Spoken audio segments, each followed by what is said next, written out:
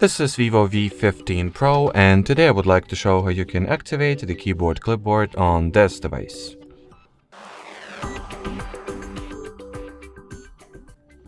So firstly, let's just go ahead and launch the keyboard itself. Then in order to access your clipboard, you're gonna tap at this K icon or Kika symbol, whatever.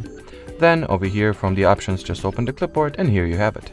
In order to add some element to it, you gotta simply copy literally anything. So let me copy this piece of nonsense, for example. And once I do that and get back to the clipboard,